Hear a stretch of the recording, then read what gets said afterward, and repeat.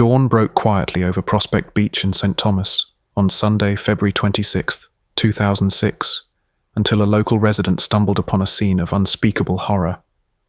Lying in the bushes near the shoreline were the bodies of 5 people, their throats slashed in a manner as methodical as it was brutal.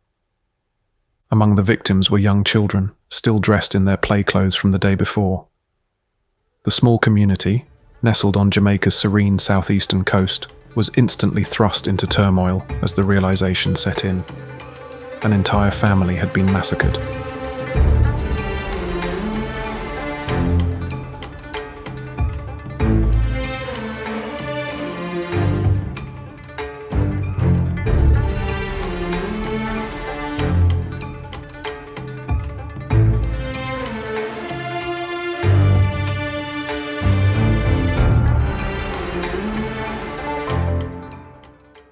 In the hours that followed, police swarmed the beach, carefully sectioning off the blood-stained sand and scrub. Yellow crime scene tape fluttered in the tropical breeze while stunned onlookers gathered at a distance.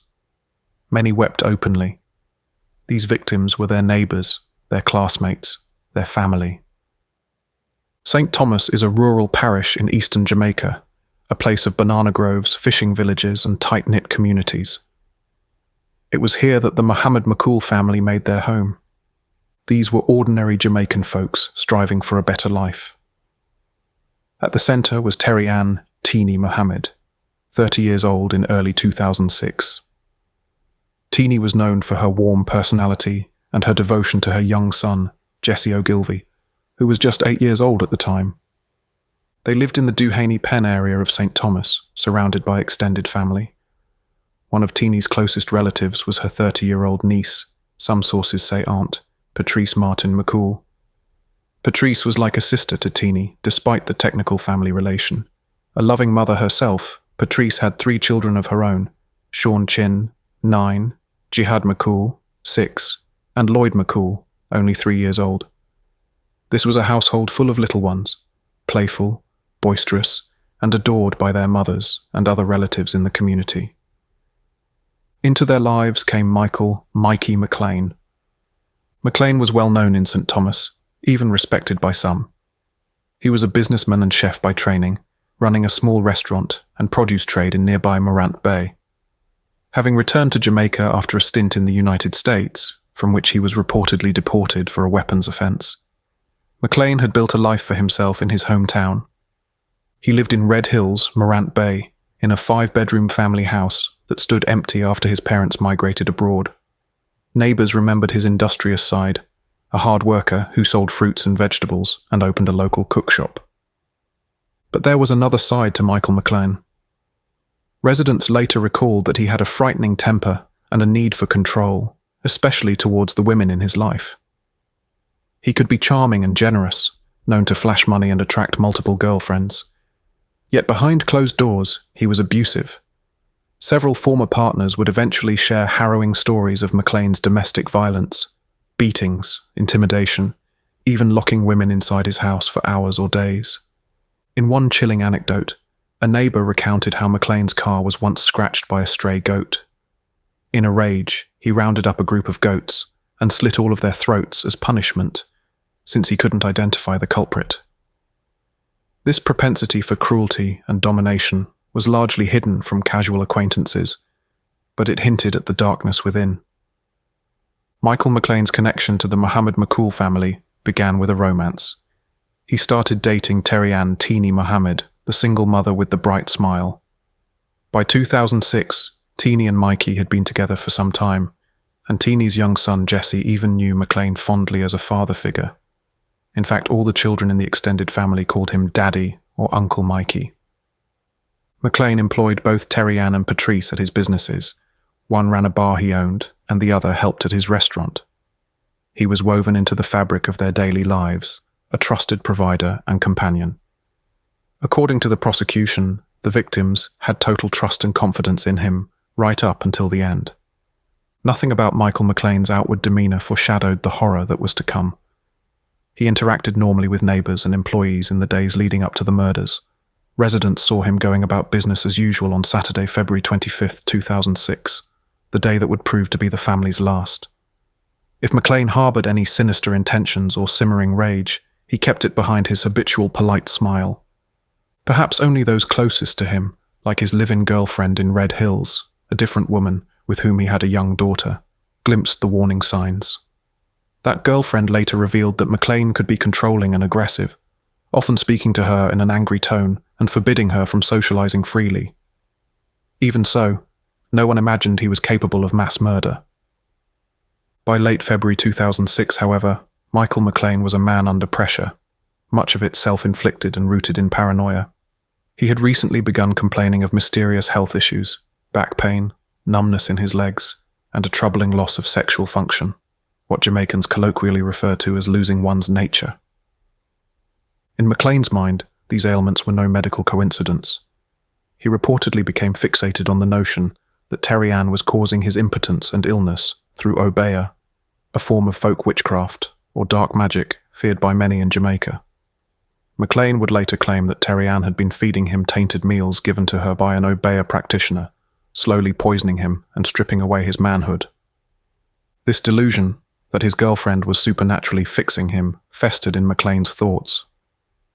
His ego could not handle the idea of losing virility or being bested by anyone, certainly not by a woman he thought he controlled. Pride, superstition, and rage formed an explosive mixture.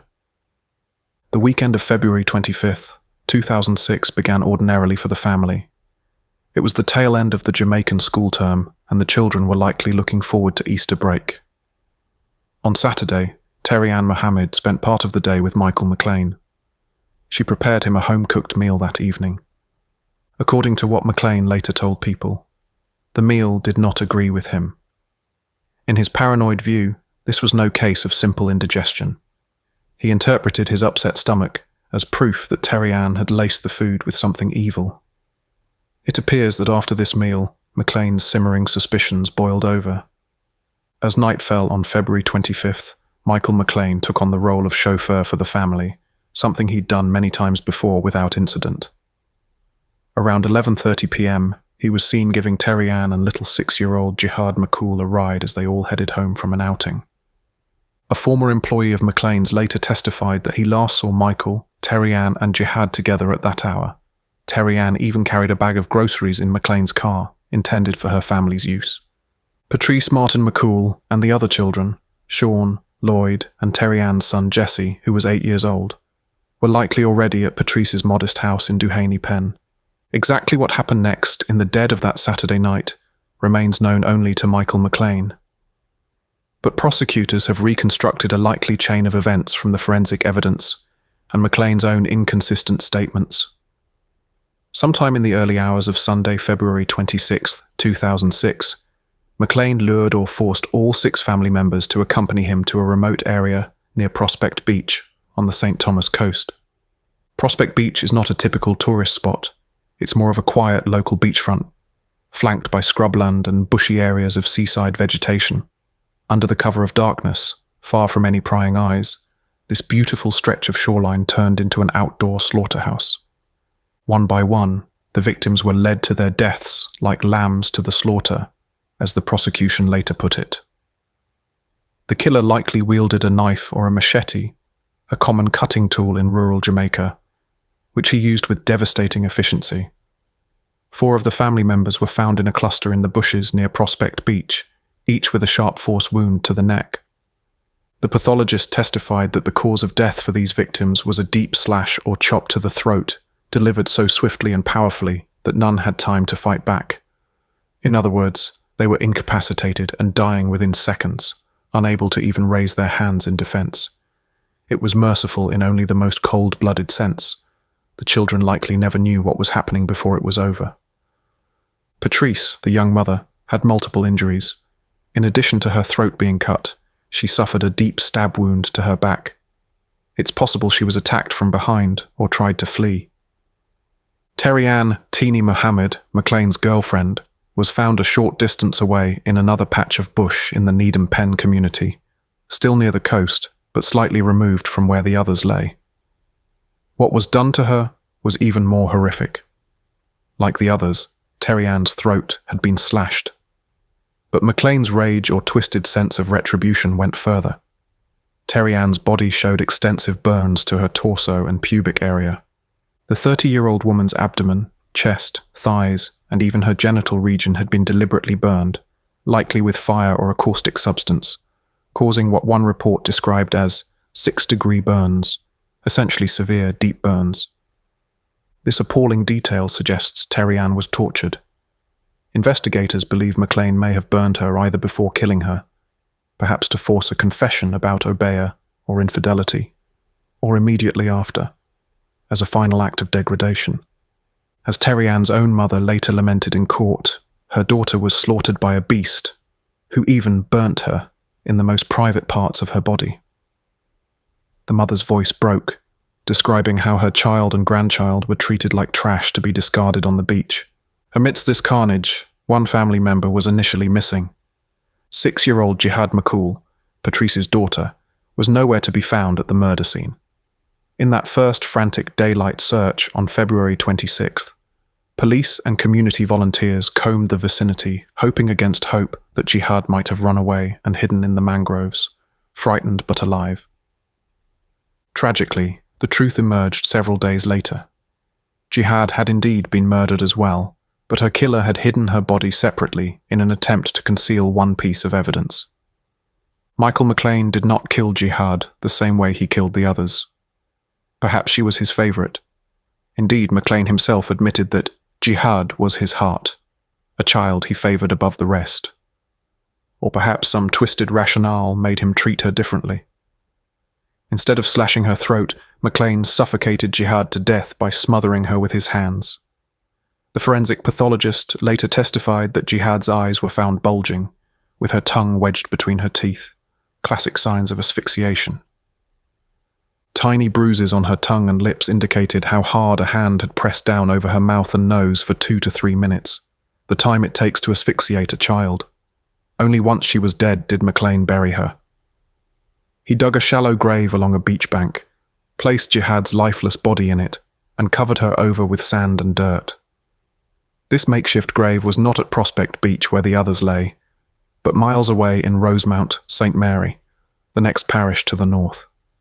McLean likely drove Jihad's body there in the pre-dawn hours of Sunday after killing the others, thinking her remains might never be found. In a final perverse touch, McLean took steps to clean himself up and fabricate an alibi as soon as the deed was done.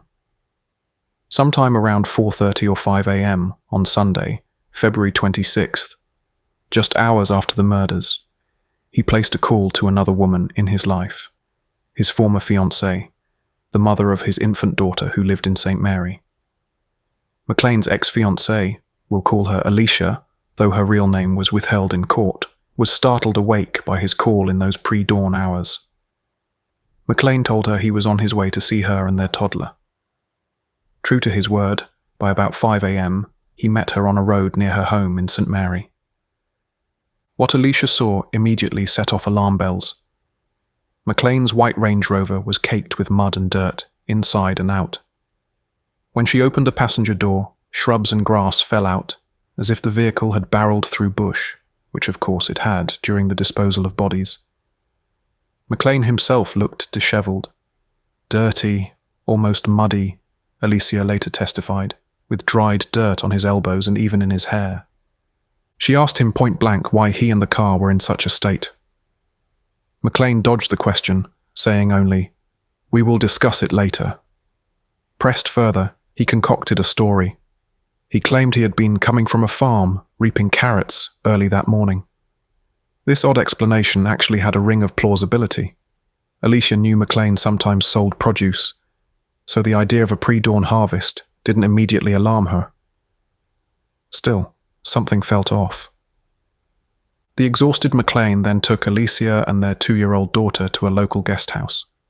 There, Alicia helped him wash up, even shampooing the mud and leaves out of his hair in the shower.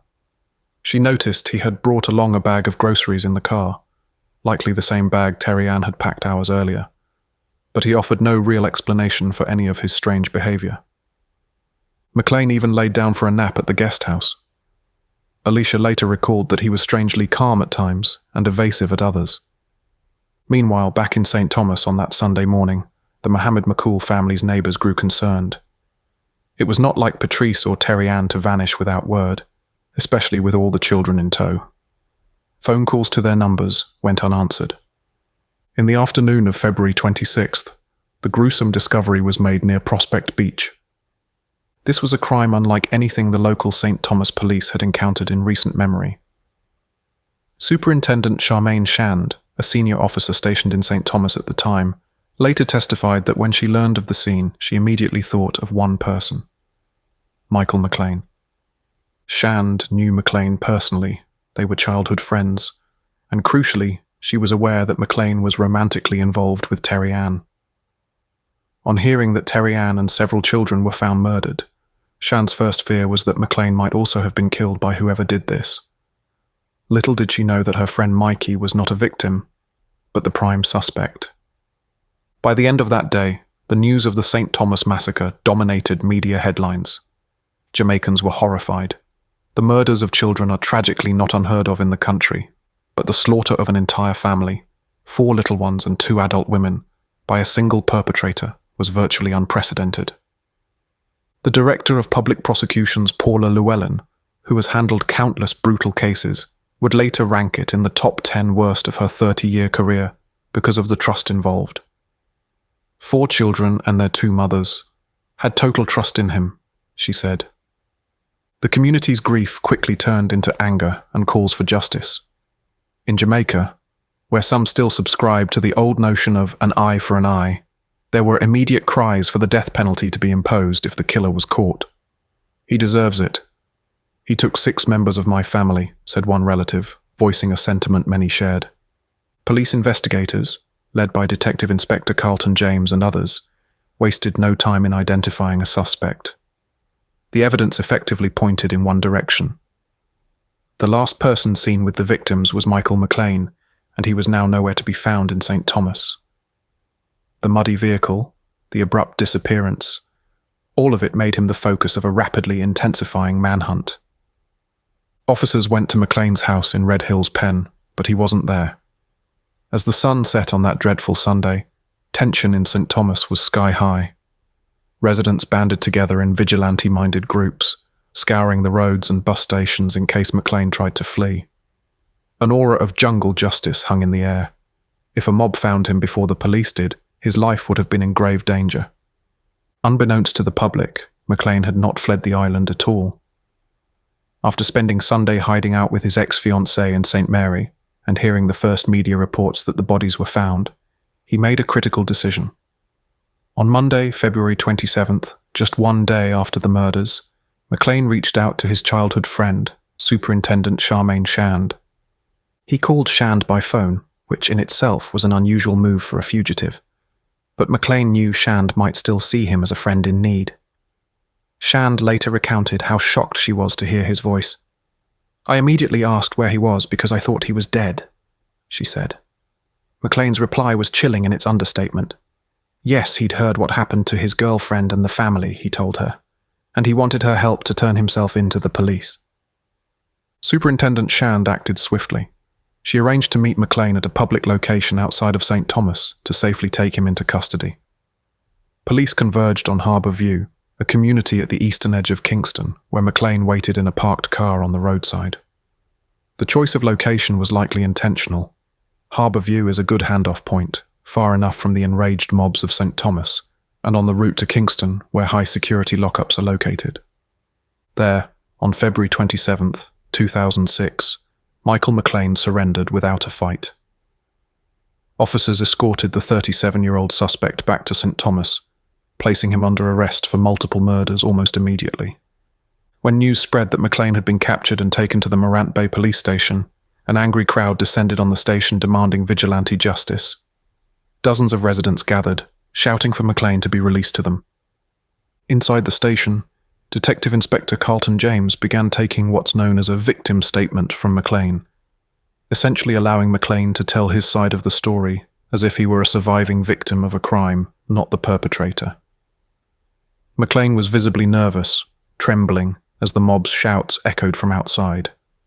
The officers knew they had to move him, fast, or risk a deadly riot. In a clever ruse, the police devised a diversionary convoy. They loaded McLean into one of 3 police cars, sandwiched him in the middle vehicle, and simultaneously drove all 3 cars out of the station in different directions. The mob, confused and unable to tell which car carried the suspect, was left in the dust. Under heavy guard, McLean was swiftly transported to Kingston, to the more secure Central Police lockup, where he could be held safely away from public retaliation. This quick thinking by law enforcement very likely saved McLean's life that day. An irony, given that he had shown no mercy to his victims. At this point, all 5 of the initially discovered victims had been identified, and families were mourning. But little Jihad McCool was still officially missing, her fate uncertain. Investigators interrogated McLean intensively. At first, he insisted he was not the killer. He portrayed himself as yet another victim, claiming that unknown assailants had ambushed him and the family. In fact, during that first formal interview in Kingston, McLean started to give a caution statement to the police, in which he recounted a fantastic story blaming others. Partway through delivering this statement, however, McLean seemed to realize his tale needed a key piece of evidence to sound believable. In an unexpected turn, he abruptly halted the interview and offered to lead detectives to Jihad's body. On March 2nd, 2006, a week after the murders, Michael McLean guided police officers to a spot in Rosemount, St. Mary, where he had buried Jihad. Investigators found that McLean knew exactly where the little girl was hidden. The recovery of Jihad's body also lent partial credence to elements of McLean's evolving story, at least insofar as it showed he had been to Rosemount, St. Mary, which he was claiming was the work of kidnappers. Nonetheless, the totality of evidence against McLean was damning.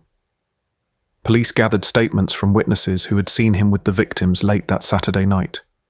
They collected the muddy Range Rover and noted its state, though, tellingly, no blood was found in the vehicle or on McLean's clothing, as he had carefully washed everything, even enlisting Alicia to launder his sneakers and clothes right after the crime.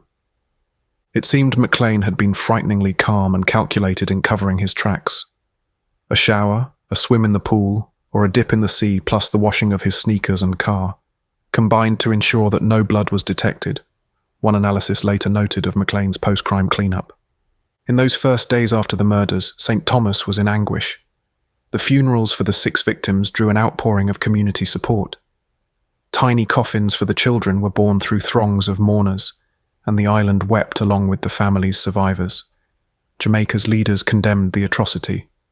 There were public discussions about crime and punishment, with many, including the victims' relatives, openly calling for hanging to be brought back for such heinous crimes. Though Jamaica still had the death penalty on the books in 2006, it hadn't executed anyone in nearly 2 decades, due in part to legal challenges and a Privy Council ruling that lengthy death row waits constitute inhuman treatment. Still, the raw fury at this child killer was palpable. But before any thought of punishment, there had to be a trial, and that process was only just beginning. After being charged with 6 counts of murder in 2006, Michael McLean pled not guilty and was ordered to be held in custody pending trial.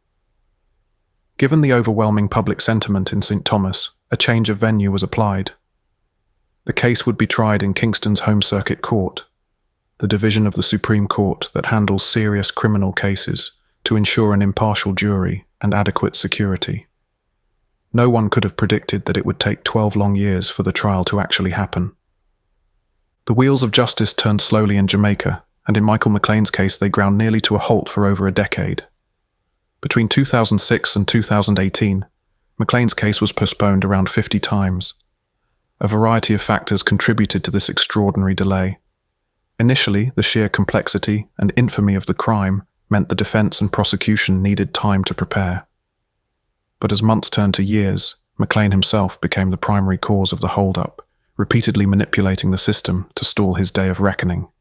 One major issue was McLean's representation.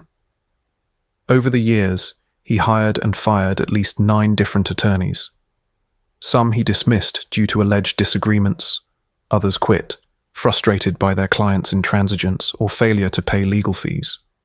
Each time McLean got a new lawyer, that lawyer would ask the court for more time to familiarize themselves with the case. The trial dates kept being pushed back. There were also concerns about McLean's mental state. Given the bizarre nature of his alleged motive, obeah and impotence, and the brutality of the crimes, the court ordered psychiatric evaluations to determine if McLean was fit to stand trial. These evaluations introduced further delays. However, each time, psychiatrists found McLean mentally fit for trial. He was not insane or unable to understand the proceedings. In truth, his actions appeared calculated. By lingering in pre-trial limbo, McLean likely hoped witnesses' memories would fade or that he might catch some legal break. It also did not escape notice that as long as he wasn't convicted, he wasn't facing a life sentence. He was instead housed at Horizon Adult Remand Center, Kingston's maximum security lockup for those awaiting trial, where conditions are somewhat less harsh than general prison. During those 12 years on remand, an unsettling picture of McLean's life behind bars emerged. Inmates in Jamaica have limited privileges, certainly no freedom of movement. Yet McLean boasted to anyone who would listen that he was living quite comfortably even while incarcerated. Shockingly, during his eventual trial, McLean openly claimed that he had been taken out of prison on numerous occasions, between 3 and 19 times, to visit guest houses and have sexual liaisons with women. These outings would have required the collusion of corrupt correctional officers, and indeed, after his conviction, the police high command launched an investigation into this alleged scandal. There were even reports that he continued his criminal tendencies while locked up. Officials probed claims that McLean orchestrated contract killings from behind bars by issuing orders via smuggled cell phones. The man who slaughtered a family was apparently still a danger, even without his physical liberty. By the mid-2000s, the surviving relatives of the victims were beyond frustrated. But finally, by late 2017, the Home Circuit Court set a firm trial date. Realizing he could no longer avoid the inevitable, Michael McLean made an unusual choice. He opted to represent himself at trial. In Jamaican courts, a defendant has the right to self-representation, though it's rare in a capital case due to the complexities. McLean, however, formally fired his last appointed attorney, Mr. Carlton Coleman, early in the trial, and told the judge he'd handle his own defense.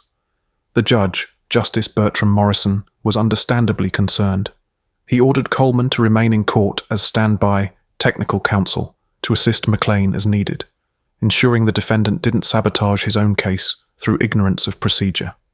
The stage was finally set. In January 2018, nearly 12 years after the crime, the trial of Michael McLean for 6 counts of murder began in Kingston. From day one, the trial was drama-filled, as journalists described it. Tight security surrounded the courtroom, given McLean's history and the lingering fear of an escape attempt. In fact, during the trial, intelligence surfaced of a bold escape plot. McLean had allegedly offered 20 million Jamaican dollars, about 150,000 US dollars, to underworld cronies to spring him from custody during a court transport. This prompted authorities to increase security measures. On sentencing day, armed officers literally flanked McLean in the dock and guarded every exit. Justice Morrison himself commented that he'd observed McLean coming to court impeccably dressed in tailored suits and gold jewelry, looking more like a businessman attending a seminar than an inmate on trial. The judge suggested, and most agreed, that prison staff were giving McLean preferential treatment, another matter to be investigated later. McLean, now about 50 years old, cut a confident figure in court. He often behaved less like an accused and more like an actor-director of a macabre Michael McLean show, as one Loop News headline put it. He cross-examined witnesses himself, made speeches, and even engaged in outbursts and tirades that tested the judge's patience. Yet amid this theatre, the prosecution laid out the case against McLean. DPP Paula Llewellyn personally led the team for the Crown, underscoring the case's importance. A particularly emotional witness was McLean's former fiancée, the woman who unwittingly gave him an alibi. Taking the stand behind a privacy screen to shield her identity, she bravely recounted the bizarre early morning of February 26, 2006, when McLean came to her covered in mud and tried to use her as a false alibi. At one point during her testimony, recalling how she shampooed his hair and pressed him for answers, the trauma overcame her. She broke down in tears on the stand. Seeing her cry, McLean himself suddenly started sobbing in the dock.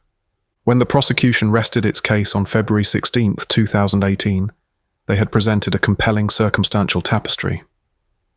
Thus, it was time for Michael McLean to mount his own defense. The drama went into overdrive here because McLean, representing himself, took the witness stand on his own behalf, effectively giving a narrative to the jurors in the form of sworn testimony. What unfolded was one of the most bizarre and elaborate stories imaginable, as McLean spun a tale of drug deals, kidnappings, and shadowy killers. According to McLean's testimony, he had nothing to do with murdering the family. Instead, he claimed, the real culprits were dangerous drug traffickers to whom members of the family owed money and guns. He painted Terry Ann Mohammed and Patrice Martin McCool, the two adult victims, as drug dealers themselves, insinuating they were involved in some underground narcotics business that went bad. He testified that on the night of February 25th, he and Terry Ann were accosted by 4 armed men in 2 cars while heading home. These men, he said, were looking for a cache of drugs and guns supposedly stolen by one of Terry Ann's relatives. McLean claimed that the gunmen kidnapped Terry Ann on the spot when she couldn't produce the stolen items, bundling her into one of their cars. He further asserted that he himself was also taken hostage, forced at gunpoint to drive his own vehicle with 2 of the thugs inside. In the back seat with him, he said, was little Jihad McCool, who had been in his care when the ambush happened. Under this scenario, McLean cast himself as a protective figure trying to save Jihad while navigating a dangerous situation. He told the jury that the gunman ordered him to take them to a location where Terry Ann had hidden a large sum of cash and cocaine. According to McLean, he complied and drove them to Rosemount, St. Mary, the same area where Jihad's body was later found. When they arrived, McLean claimed, the thugs found the buried money and drugs. Then in his telling, the criminals turned on 6-year-old Jihad. They snatched her from his arms and held her face down in the dirt, suffocating her right in front of him. McLean said he was powerless to intervene because the men had machine guns, and he feared for his life. He described Jihad as being quiet during this ordeal, except at one point asking him, "Daddy, are we going home?" To which he claims he softly replied, "Everything's going to be all right." He said after murdering Jihad, the gunman simply walked off into the night, leaving him alive with the child's dead body in Rosemount. They supposedly spared him because, as he put it, they knew me to be a businessman and did not have a problem with me. He speculated they took Jihad's life as punishment because she was related to Terry Ann, their main target. In McLean's account, he was an innocent pawn, even a fellow victim, who had witnessed 2 killings, Terry Ann and Jihad, that night, but had no part in them. What about the other 4 victims found at Prospect Beach? Here, McLean got vaguer. He denied being present at Prospect Beach at the time the others were killed. In fact, he tried to explain away a major discrepancy. Back in 2006, during his initial victim statement to police, McLean had reportedly said he was at Prospect Beach when the thugs killed the others. But on the stand in 2018, he flat out denied he ever went to Prospect Beach that night. He claimed that after leaving Rosemount without Jihad, and without Terry Ann, whose fate he didn't elaborate on in this version, he was distraught but free. He told the court he then did something rather baffling. He went to a guest house to have a swim and a nap to clear his head. It's an odd action for a man who supposedly just saw 2 loved ones brutally murdered. McLean's explanation was that he was traumatized, frightened into silence, and needed time to think.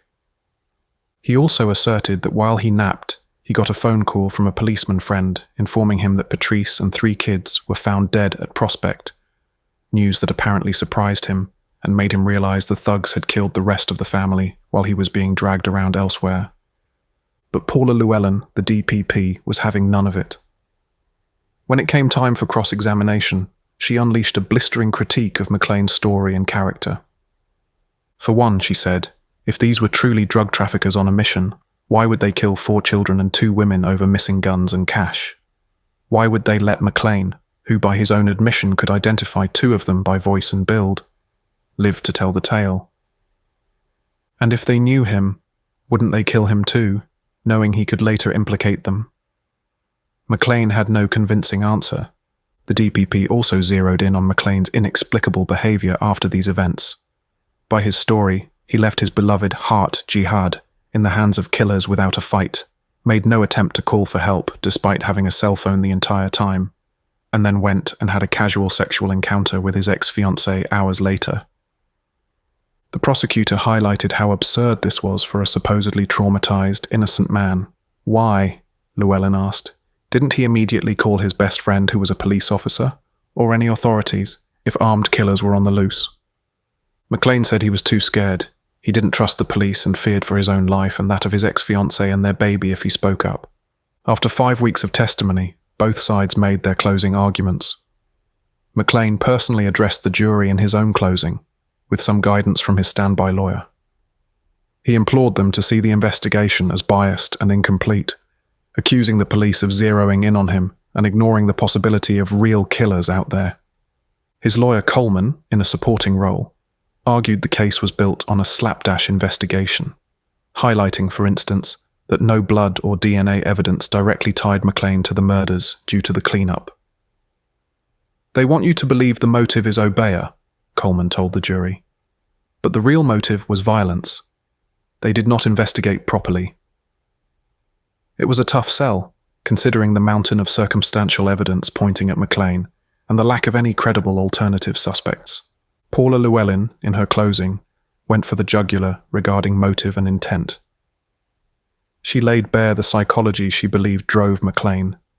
His ego couldn't handle feeling weak, and he convinced himself that killing his girlfriend and her family would somehow restore his potency. The return of the golden penis, as she phrased it. It was a graphic and jaw-dropping statement, but it resonated given the testimony. McLean literally burned Terry Ann's pubic region, suggesting a symbolic act tied to sexual rage. On March 6, 2018, after about 3 to 4 hours of deliberation, the 7-member jury returned to the courtroom with a verdict. As the court registrar polled the jurors one by one, the answer to each of the 6 murder counts was a resounding guilty. When given a chance to speak, McLean was defiant. Dressed in a sharp suit and tie for the last time, he launched into a tirade against the justice system. He insisted that an innocent man is being sent to prison and that he did not get a fair trial. Judge Morrison's sentencing remarks were scathing, even lamenting that hanging is not one of the options I have today. If it were, I would have no hesitation. In lieu of a noose, Justice Morrison resolved to ensure McLean would never walk free. Jamaican law mandates life imprisonment for murder, but judges have discretion to order whether life sentences run concurrently or consecutively, and to stipulate a minimum term before parole eligibility. Typically, even multiple murderers in Jamaica serve concurrent life terms, meaning they become eligible for parole after the standard 20 to 25-year minimum, minus time served. Morrison, however, was about to make an example of McLean. He announced that McLean would receive 6 life sentences, 1 for each victim, and that the parole ineligibility periods on the first 3 counts would run back-to-back rather than concurrently. He set 20 years as the parole threshold for each count, which is customary, but by stacking 3 of them, he arrived at 60 years before McLean could be considered for release.